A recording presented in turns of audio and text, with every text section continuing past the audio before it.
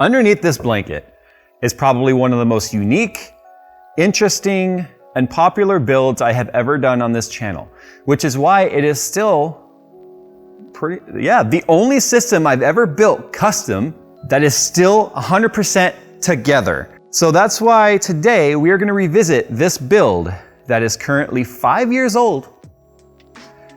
And how many of you remember this? Micro Center has a full 3D printing section ready to help you with all your creative needs. Visit a Micro Center and get hands-on with the latest in 3D printing and learn from their friendly and knowledgeable staff to get your next creative project up and running. If you're looking to get into 3D printing and don't know where to start, take advantage of their current offer where new customers can get a brand new Creality Ender 3D Pro for just $99 after coupon. Offer valid in-store and for new customers only. To take advantage of this offer and see all the 3D printing products available at Micro Center, visit the link in the description below. Yeah, I'm an asshole. I just did that to you. Okay. Remember Symbiote? The fact that this has survived 5 years in an entire studio move and has not busted the glass is unique. This is a custom Threadripper build. So when Threadripper first came out, like debuted, and this is like a 1920X in here, I think it is. Can't remember exactly what's in here. This is first gen Threadripper. This predates all of the coolness that we have currently with Ryzen. This has less cores than Nick's computer, which is running a standard mainstream processor with Ryzen. But this is literally what led to it all. This was the proof of concept. This proved that AMD was on to something. The graphics cards, if I'm not mistaken, are, two 1080 Ti's in SLI. It's not that old, honestly, but they're an SLI back when it did something. So we're gonna blow out all the dust right now. Does not have an SSD in it. In fact, you wanna know how old this system is? Give you an idea? This baby right here could fit so many terabytes. Actually, it's a 3 terabyte Toshiba spinning drive. But that needs to come out. I'm probably just gonna throw in a SATA SSD right now on that I can install Windows on. This is the, the Primo Chill View fluid, which used to be opaque. And as you can see, it is all settled and fallen out. This was the silver one. I called it Symbiote because and there is an entire build series on this. And if you wanna talk about, Phil was like, Jay, you've changed. I think it took me a week to build this system. It was like 3 or 4 videos tops over the course of a week. Not the time it takes me to do systems now. But this is the Cougar Conquer case. They've come out with different versions of it since. As you can see, I painted it so it's not orange anymore. I specifically asked them to send me glass that wasn't etched with their Cougar logo, which they, dang, that's on there tight. Which they obliged, which allowed me to find a screwdriver. But one of the design ideas behind this system was to look more organic-y. I was kind of inspired by not just Venom, but also the Matrix with their like squid things that had all the tentacles and stuff. So that's why I used the auto loom on all the wires. It's funny because I thought that the ugly twisted tubing, which I did on purpose, to get the tubes like that and to get it to line up starting endpoint to fit where I wanted, like with the radiator and the graphics card and all that stuff, believe it or not, don't fall, was much harder than I expected. And the reason why I did all this nasty, twisted crap is because of the fact that because of the angular design of this case, no matter how much I tried to make straight runs, it didn't look right. So I just overheated a tube and I ended up, while I was trying to bend it, got a kink in it. And then it dawned on me like, oh, that looks kind of cool. So I would heat the entire length of the tube. Now this is PETG, which is very soft. When you bend, are these loose? No, okay, we're good. I mean, it's not leaked, look. Anyway, do you know how hard it is to do a run this long where you have to keep the entire tube heated with the rate they cool off? And I did this like kind of a squishing, like pushing it together and then pulling it apart and kind of a twist as I went. I burned the crap out of my hands to do this because I don't like using gloves, and having the entire tube hot does things. But this is one of my favorite builds I've ever done. So let's just kind of get some B-roll quick of me cleaning it up. Do you remember how much look how much more basic the dim.2s were back then? Like now they've got like heat sinks and stuff on them. But you would have thought that the twisted tubing and stuff would have been people's like least favorite part. No, people were really triggered by the wire loom. And I loved it because it just has this biomechanical sort of a look and feel to it, which is what I wanted. Turned out great. I want to not only benchmark this system today, just like with one test, like TimeSpy or something like that, because we have plenty of benchmark numbers with the latest graphics cards. TimeSpy does scale with SLI, so we'll see how the 1080 Ti SLI does versus, I don't know, we'll just see where it lands on the chart versus modern cards. And I think I want to kick off an update to this rig, where we modernize it. Because Lord knows I have plenty of Threadripper stuff laying around. And with Threadripper probably getting an update too, considering we have 7000 series processors coming out, what if I update Symbiote with the latest Threadripper stuff?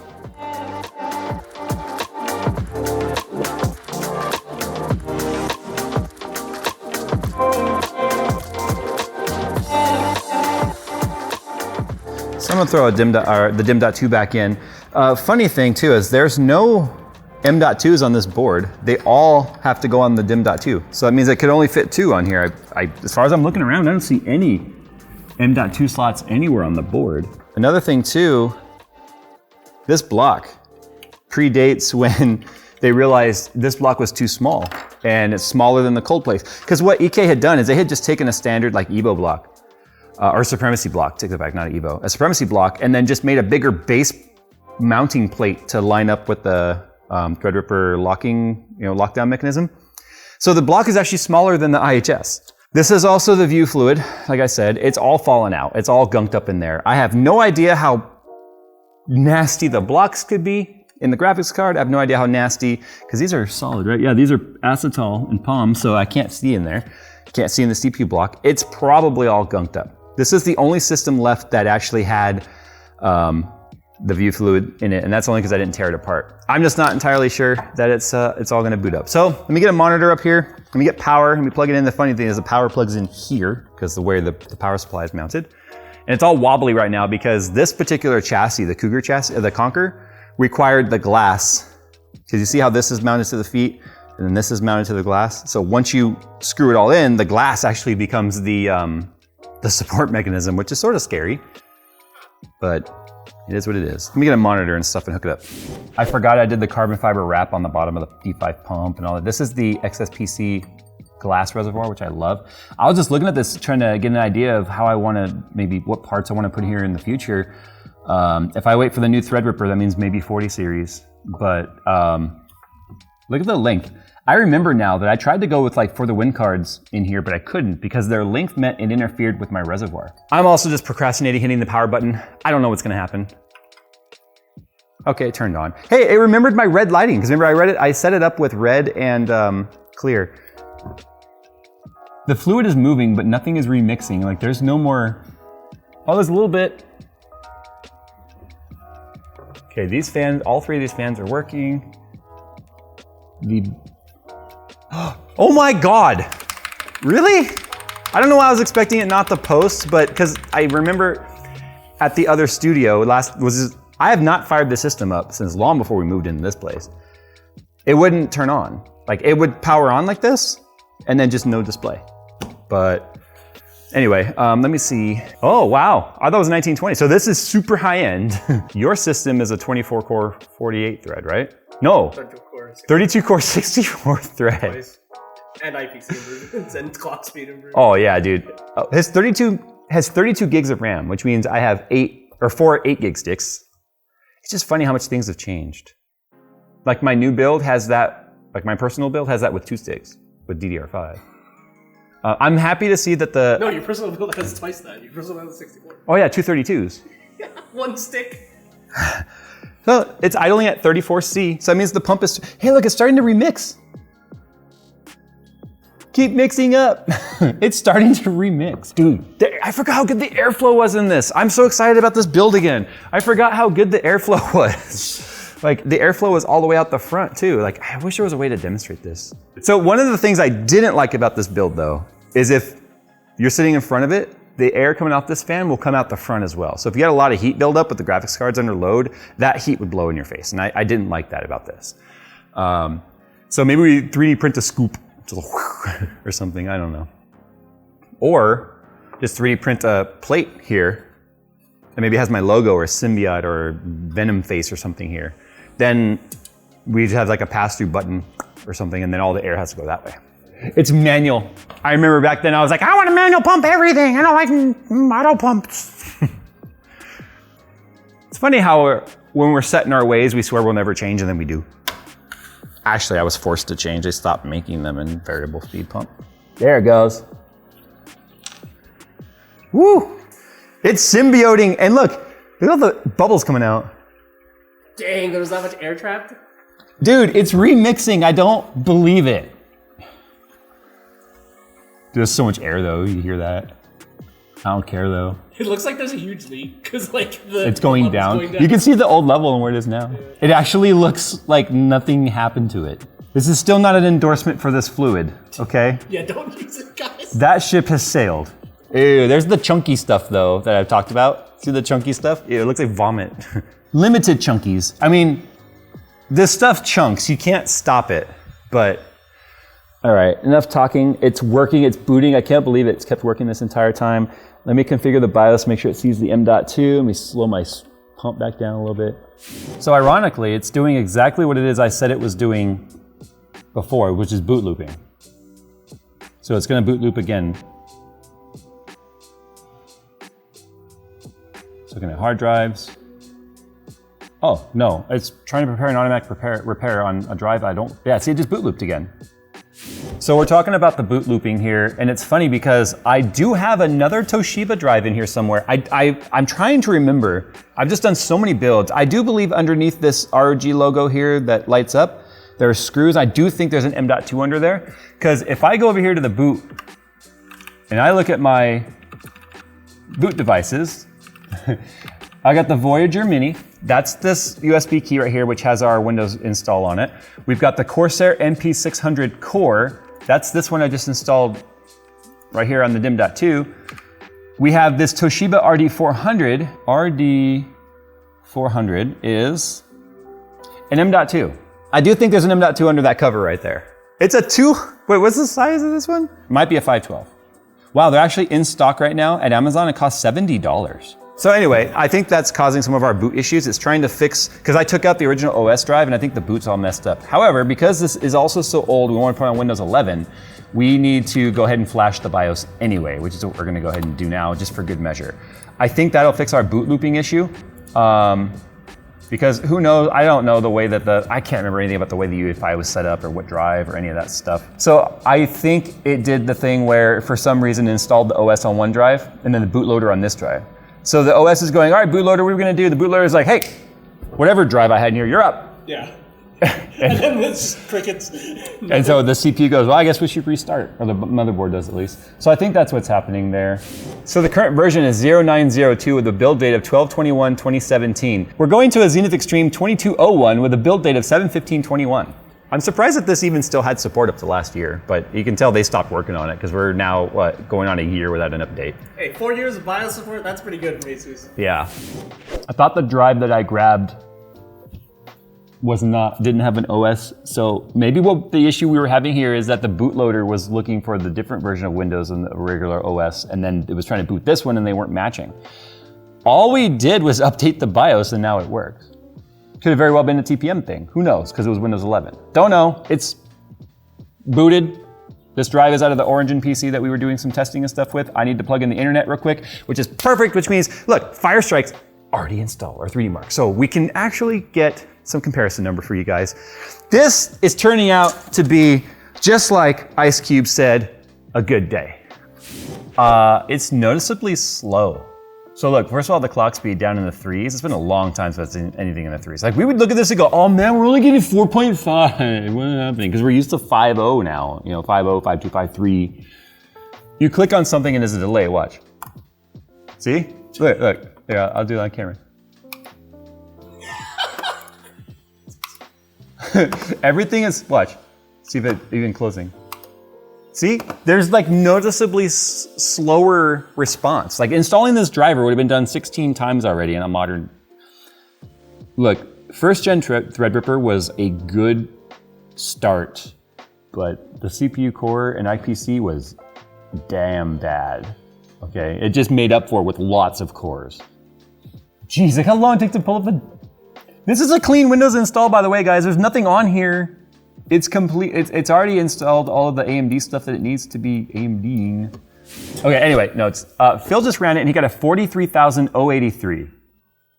3970. He's on a, 3970X. Not even a 3990, which is out there. But anyway, we'll just let them drag race. There they go. I mean, it's not gonna be slow, but it's just not, I mean, back in the day, we would look at this and go, wow, look at all those boxes. Yeah, remember you and I were both nerding out over this. We were like, yeah, this is, dude, look at that. 'Cause we're used to seeing 8. Or if you had an i5, 4 of them. Yeah, I did have an i5 too. I remember 4. Dude, 10% 48C. People complained that this block, which like I said, EK updated the block to be bigger to cover the whole contact. It's a 49C. There was this whole big like drama that was drawn out about this block not being right. I was like, I told people mine performs fine. EK shield, like it's performing fine, 49C. I'm only killing time because the test is taking longer than I'm used to, so I want to see. So 27,000 is where 12th gen is landing, by the way. 29 or 12,900K, 27. Oh goodness gracious. We're landing 15,951. The one they have on the chart is 16,315. So there's probably a little bit of optimization difference here. Probably something running in the background. We can stop the test. So the 12,900K, which is 24 threads. Remember, E cores and P cores, 8 E cores, 16 P cores, it runs about 27,000 stock. We hit 30,000 with the air conditioner, but that's what, 11,000 more than this. I want to see now where we land with like Time Spy Extreme SLI. This was a baller rig. This was like the best rig that you could possibly buy one day. Like when this rig was built, there was nothing higher unless I was gonna go with like some crazy Xeon setup, which we knew sucks for gaming. I'm gonna try and make a prediction here. I'm suspecting 3060 Ti level of performance.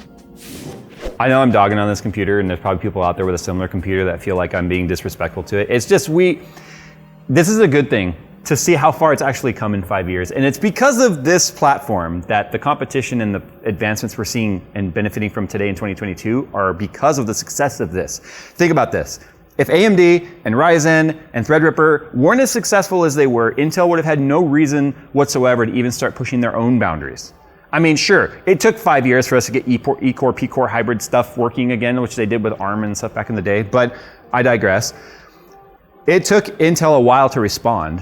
Right? We talked about this with the first couple of generations of Ryzen, that Intel was like, whatever, it's a fad. Or AMD will just AMD it and flub it up or something, but they didn't.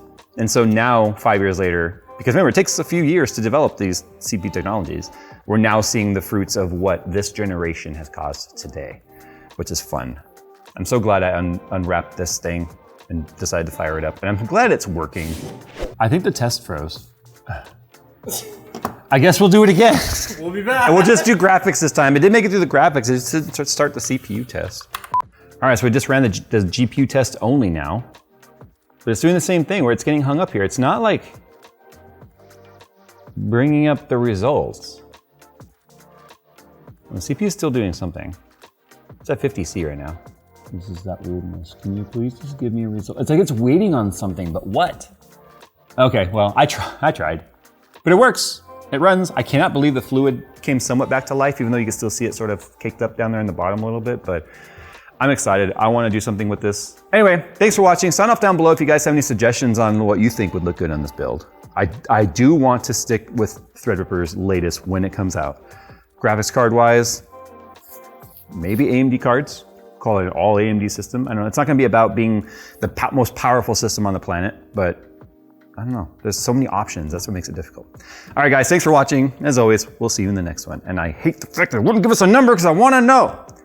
I can tell you based on the FPS that I saw, it's probably around a 3070 Ti, 3080 with perfect scaling. I'm gonna let it go, like literally forever. And if it finishes before Phil's done editing this, he can pop it up.